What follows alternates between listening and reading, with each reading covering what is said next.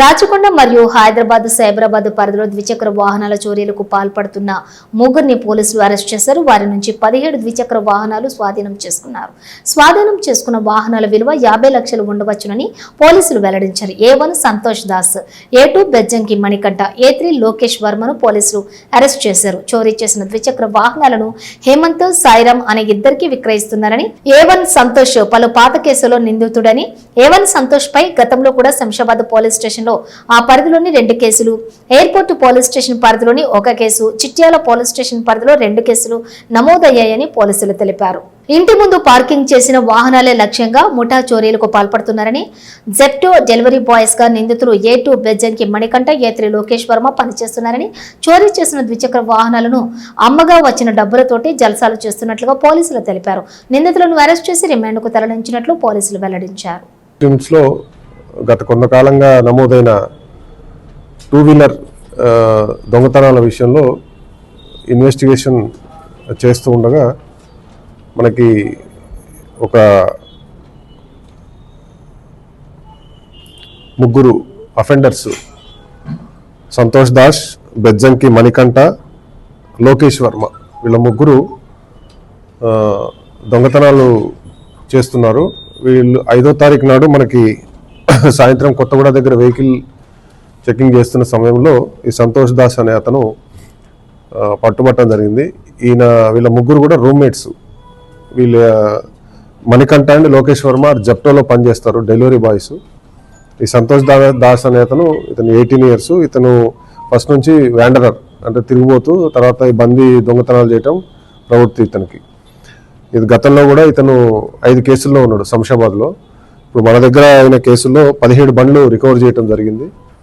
ఈ 17 బండ్లో కూడా ఒక 2 కేసులు శంషాబాద్ పోలీస్ స్టేషన్, ఒక కేసు RJ ఎయిర్పోర్ట్ది, ఒక 2 కేసులు Chityala police station, Madhuranagar PSC ఒక 2 ఉన్నాయి, తర్వాత KPHB కాలనీ PS 2 ఉన్నాయి. మిగతా 11 కూడా మన మాదాపూర్ జోన్కి సంబంధించినవి. దీంట్లో 2 రిసీవర్లు కూడా ఉన్నారు. రిసీవర్లు వచ్చేసి నక్కా హేమంత్ అండ్ సాయిరామ్. వీళ్ళు బండ్లు తీసుకుపోయి వాళ్ళకి ఇస్తే వాళ్ళు అమ్మి డిస్పోజ్ చేసి పైసలు అందరూ కూడా పంచుకునేవాళ్ళు. ఇది వీళ్ళ మోడస్ ఆపరెండి. తాళాలు వేసి అంటే హాఫ్ లాక్డ్ ఉంటాయి, కొన్ని అట్లా మర్చిపోతుంటారు, కొన్ని హాఫ్ లాక్ అవుతాయి బండ్లు, అది మనం నోటీస్ చేయమై అట్లాంటి బండ్లు. తర్వాత తాళం వేసి అట్లా మర్చిపోయి హడావుడిగా లోపలికి వెళ్ళి అట్లాంటి బండ్లు.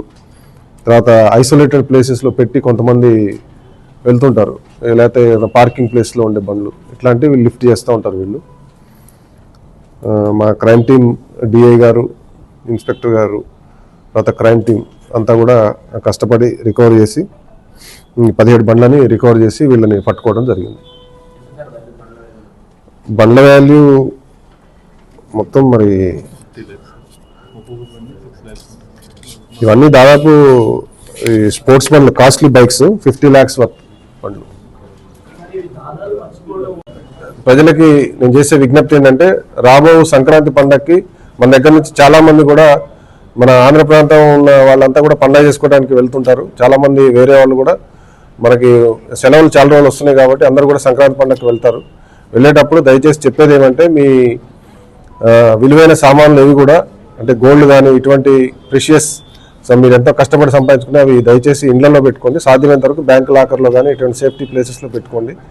లేకపోతే మీకు తెలిసిన వాళ్ళ దగ్గరైనా భద్రపరచుకోండి. కానీ ఇళ్లలో పెట్టి తాళాలు వేయటం కానీ, లేకపోతే CC కెమెరాలు పెట్టుకోవటం కానీ ఒక సురక్షితమైన ప్రదేశంలో పెట్టుకొని వెళ్ళవలసిందిగా కోరుతున్నాం.